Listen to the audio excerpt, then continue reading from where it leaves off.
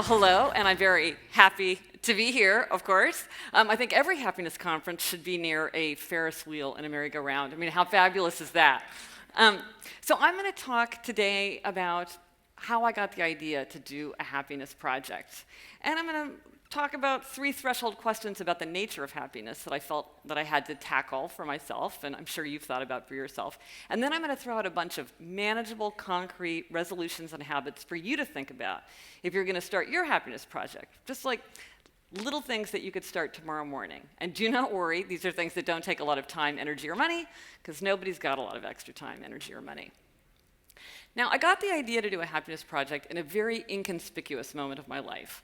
I was on a city bus, stuck in the pouring rain, and I had one of those rare opportunities for reflection that we don't often get in the hubbub of everyday life. And I looked out the window and I thought, what do I want from life anyway? And I thought, well, I want to be happy. I realized that I didn't spend any time thinking about whether I was happy or if I could be happier. I should have a happiness project, I decided. As soon as I have some free time, I'm going to do that. And then I realized I never have any free time. If I wanted to become happier, I had to make the time.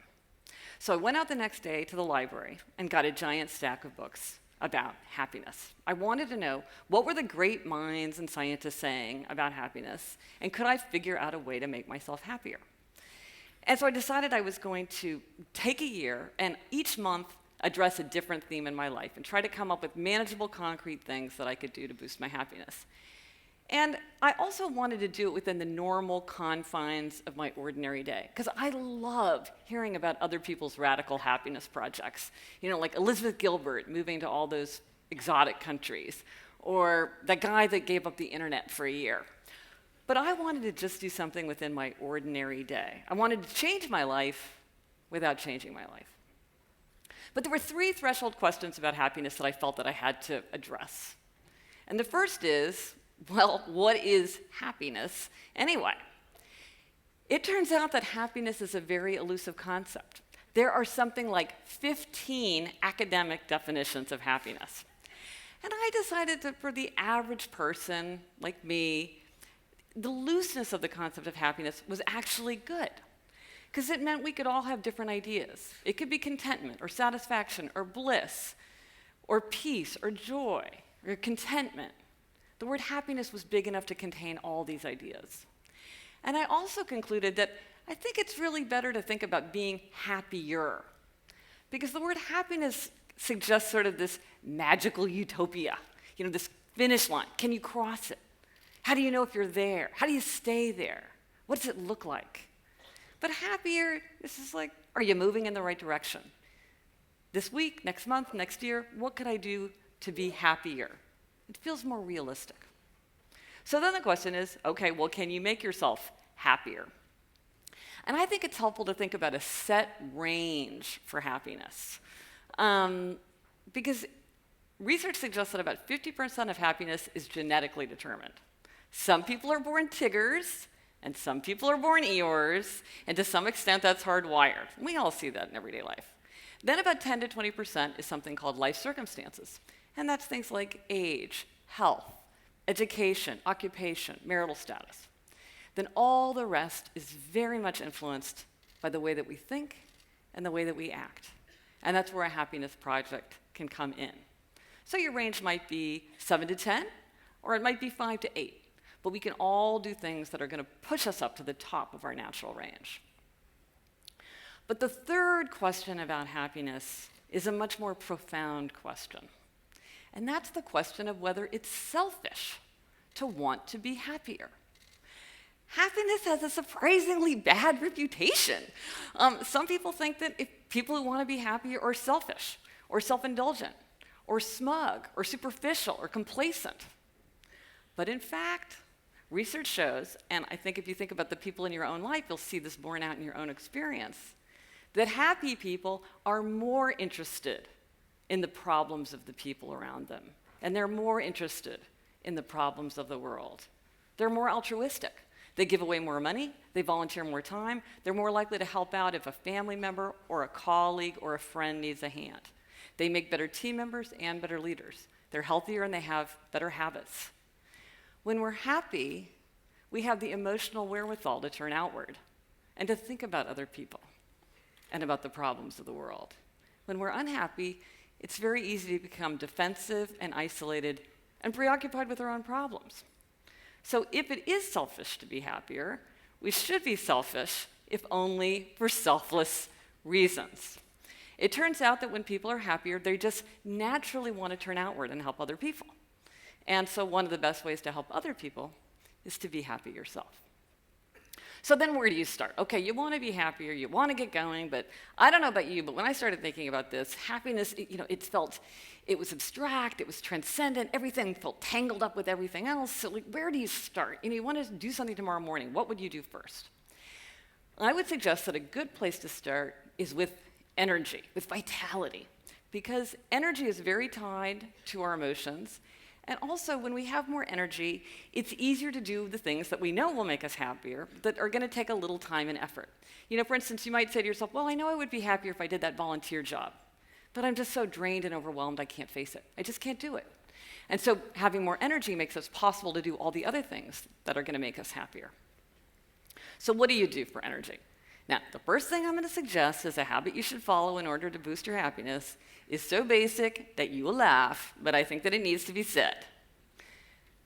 To be happier, you really need to get enough sleep. Most adults need at least 7 hours of sleep. How many people here regularly get 7 hours of sleep?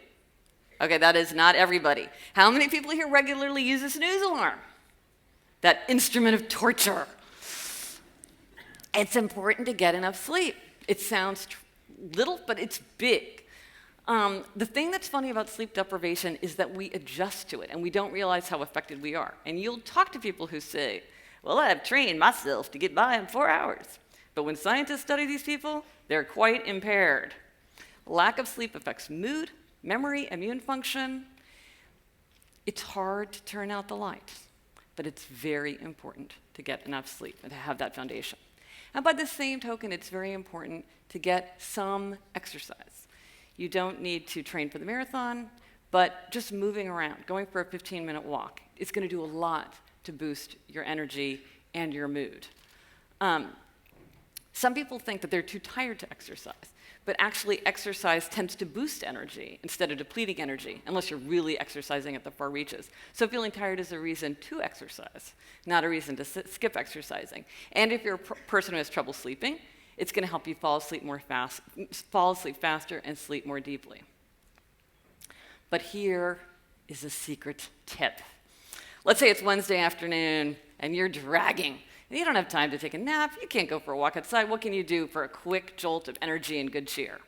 All you do is jump up and down, especially if people can see you like I just did, because you will feel very goofy. There's something about getting both feet off the ground. If you do jumping jacks by your desk, if you run down the stairs, if you leap over a puddle, there's something, it's childlike, it's energetic, it's going to give you a jolt of cheer. So these are things that have to do with physical energy. But we also need mental energy. What do you do for mental energy? So one of the things that's interesting that comes out of the research is that often we think that we act because of the way we feel. But to a great extent, we feel because of the way we act. And so by changing our actions, which we can consciously do, we're going to influence our emotional state. So by doing things, actions, we can make ourselves feel happier. And one of the habits that I love to follow is to sing in the morning. This is something that takes no time, energy, or money. And it's not important to be good at singing. I'm a terrible singer, as my children will often remind me. But there's something about singing in the morning. You're signaling to yourself that you're full of good cheer and energy, you're starting your day right, and it puts you into that emotional state. And that increases your energy and lifts your mood. And here's something that I found to be very counterintuitive, but is absolutely true. So one of the things about happiness is that novelty and challenge tend to make people happier. If we do something new, even something as simple as going to a new restaurant, it tends to boost our happiness. And sometimes when you're feeling overwhelmed and drained and low energy, the impulse is to lighten your load. It's to get rid of things. It's to drop responsibilities. It's to say, I have to do less because I'm overwhelmed. Sometimes that's the right thing to do. But counterintuitively, sometimes the better thing to do is just the opposite, and to give yourself more challenges, to do something new and novel and difficult and demand more of yourself. And I had this experience recently because I was feeling overwhelmed. I was feeling at the very outer limits of my strength. And I had an opportunity to start a podcast with my sister. And I thought, I can't do it. It's like all these new responsibilities, all this terminology, all the stuff to keep track of, people to meet, places to go. Oh, it's too much. And then I remembered, novelty and challenge bring happiness. Maybe I'll get more energy by doing more than doing less. And indeed, that's what I found. So sometimes by demanding more of ourselves, we get that energy, that burst of energy that comes from meeting a novel and challenging assignment. So that's energy. So what next where else would you turn? Now, the next area I want to talk about, it's not the most significant thing you could do to work on your own happiness, but it's something that I think is often overlooked in discussions of happiness. And that is the role of possessions. Now, it's controversial even to say that possessions matter at all, because some people argue possessions don't matter, stuff doesn't matter, get rid of everything, you'll be happier if it's all gone. Thoreau said, simplicity, simplicity, simplicity. Now, you might say it would have been simpler to just say one, simplicity, but we get the point. But I think that for most people, possessions do have an important role to play in a happy life. They allow us to project our identity into our environments, and they serve as important reminders of the people and the places and the activities that we love. So one of the things I wanted to do for my happiness project was to get more happiness from the possessions I had. And I decided to make the resolution to cultivate a shrine. And by shrine, I mean a place of super engagement. Now, it turns out that one of the things that's sort of idiosyncratically true about me, about Gretchen, is that I am this crazy fan of children's literature and young adult literature. I love it. So I went around my house, gathered up all my children's literature books, I cleared off a bookcase, arranged them nicely, along with some of my mementos of children's literature, like the Gryffindor banner that a friend brought me from the Harry Potter theme park, and I put them all together, and it makes me so happy. It's not that I own anything that I didn't own before, but by taking the time to mindfully arrange these objects, to put them together in a loving way, it dramatically increased my sense of engagement with them. And so now whenever I go to that part of my home, I'm so happy. Now, another thing about the relationship between possessions and happiness, and I gotta say, this is something that really surprised me. It doesn't really make sense, and I've been thinking about it for years, but I feel it and other people seem to feel it too. It's disproportionate, but there it is. And that is the degree to which for most people, not everyone, but for most people, outer order contributes to inner calm. More than it should, because we can all agree that in the context of a happy life, something like a crowded coat closet or an overflowing desk is trivial, clearly. And yet over and over, I've experienced, and people tell me that they feel the same way, that there's something about getting control of the stuff of life that makes you feel more in control of your life generally. And if it's an illusion, it's a helpful illusion. And of everything that I've talked to people about, every habit, every resolution that they've followed, there's one thing that has come up the most often. And I'm not saying this is the most significant thing you could do for your happiness, but it is the thing that people most often mention. And that is the habit to make your bed. How many people here regularly make their bed? How many people here regularly make their bed in a hotel room on the morning they check out? Yes? Okay, well, we'll talk later. There is something about this little action. A Navy SEAL, head of the Navy SEALs gave a talk about the importance of making your bed. Little action, you do it every day that just makes you feel more like you're starting your day right. It gives you that boost of happiness, cheer, feeling of being in control of yourself. And these little actions matter more than you would think. I mean, I remember a friend of mine said, I finally cleaned out my fridge, and now I know I can switch careers. And I knew exactly how that felt. But the thing about outer order is that it takes constant effort, because there's, stuff is always happening. So how do you stay on top of it? So one habit that I found to be extremely helpful is the 1-minute rule. And that's that anything I can do in less than a minute, I do without delay. If I can hang up a coat on a hook, if I can scan a letter and toss it. And that keeps the scum of clutter from accumulating on the surface of life. Because often, we feel surrounded by all these little tasks that are inconsequential on their own, but together they make us feel burdened and weighed down. And there's just strangely something about getting rid of these little challenges that then makes us feel like we can tackle a big challenge. It lifts our spirits. It makes us feel more creative, more energetic, more capable of tackling big challenges by taking care of these little matters of order. Okay, well, we talk about energy, we talk about possessions, but what if somebody said, what is the key to happiness? What is the key? What's the secret to happiness? I think you can answer that question in a couple different ways, depending on what framework you use to think about happiness. I think one really good answer to that is self-knowledge. Self-knowledge is key to happiness. We can build a happy life only on the foundation of our own nature, our own values, our own interests.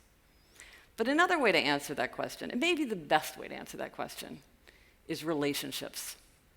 Ancient philosophers and contemporary scientists agree that to be happy, we need enduring, intimate bonds with other people. We need to be able to confide. We need to feel like we belong. We need to be able to get support, and just as important for happiness, we need to be able to give support.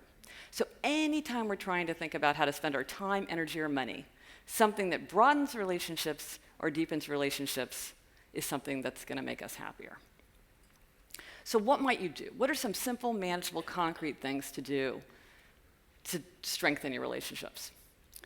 The fact is, we all know there's no substitute for face-to-face. In the end, you got to go face-to-face. That's the most powerful way to have a relationship. But it's hard. People are busy. It takes time and energy to pull it off. So what can you do? I have become a big fan of joining or starting a group as a way to foster relationships. Now, it sounds a little funny to talk about efficiency and friendship, but the fact is, being in a group is a very efficient way to have face-to-face contact with a lot of people. And the way groups work is often, I'll bring some of my friends, and you bring some of your friends, and so I make friends with your friends, and you meet my friends, and now we're all part of a social network. And that's good. And if I miss one meeting, well, then I'll see everybody next time. That's okay. We don't have to make a lot of individual plans because we're meeting as a group. Usually groups form around something that everybody's interested in. I just heard about an interesting group, a bunch of guys, they read famous New Yorker profiles as their activity. What a great idea for a group. And another thing that's very powerful about groups is that often people who are trying to become happier or to work on things in their lives are very benefited by some form of accountability. And groups provide accountability. They provide fun, they provide relationships, ideas, but they can also, for people are doing happiness project groups together or habit change groups together, they get that crucial accountability from that face-to-face contact with other people.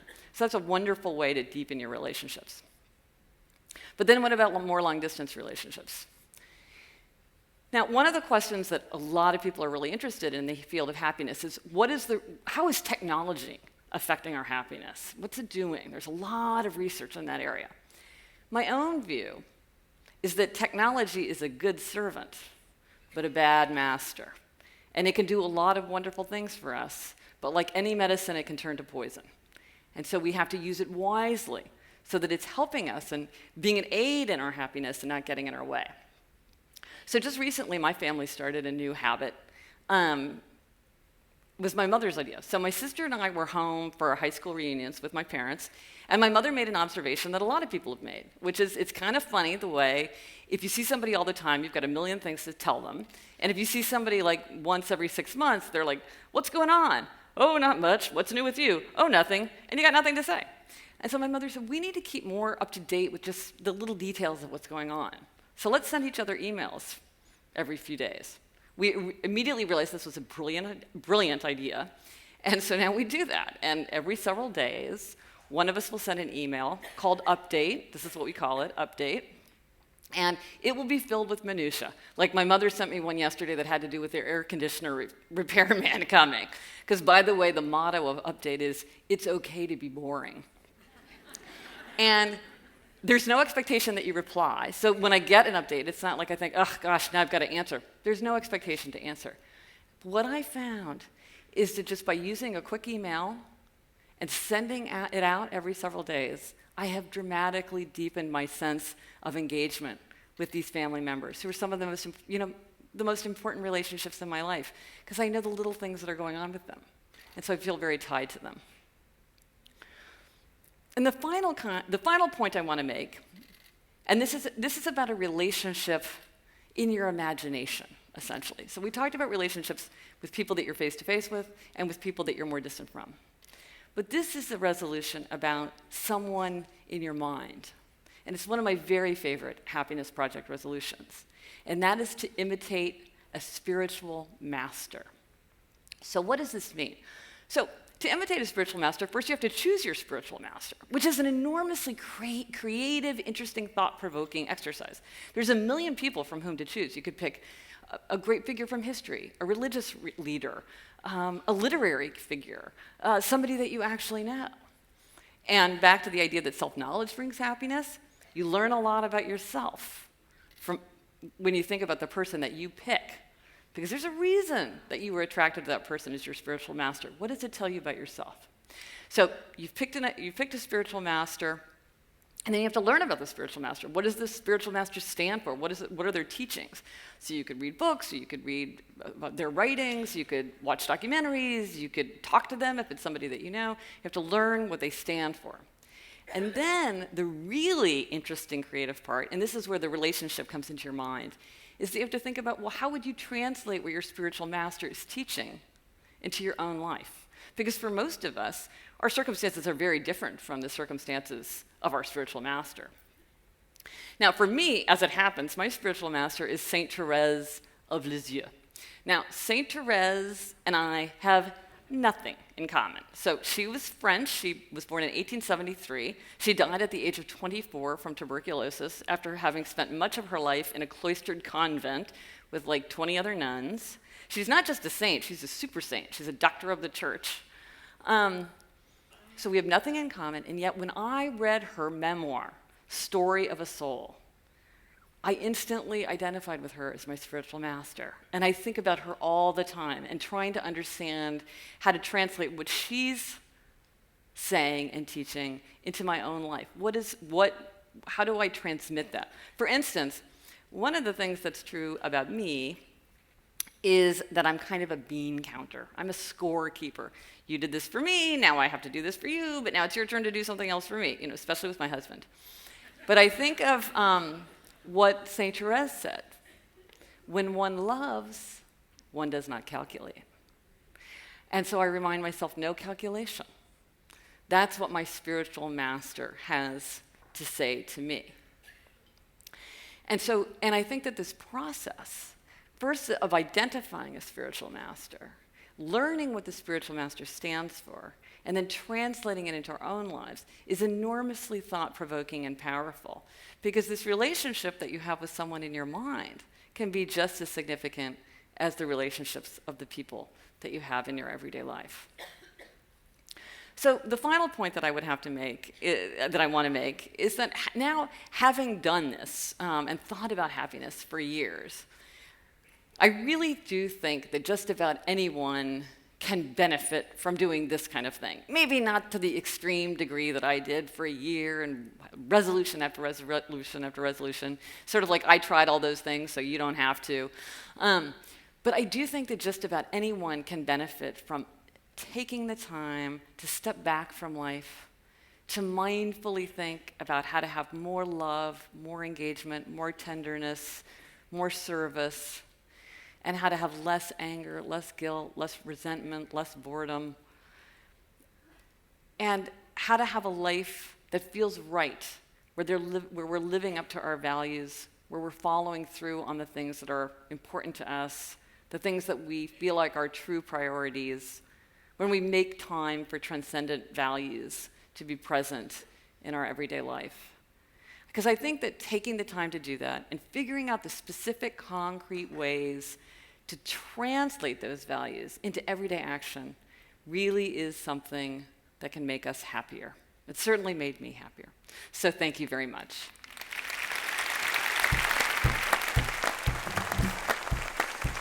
If you go to this supermarket and shouting, I want to buy peace of mind, then people laughing. or people feel that person's mind is something wrong. Now, this word connections is a really interesting one because our kids today are more connected than ever. Of course, then when you're in an institution, people call you up. They tell you to perk up. Yeah, perk up, because I didn't think of that. I should have a happiness project, I decided. As soon as I have some free time, I'm going to do that.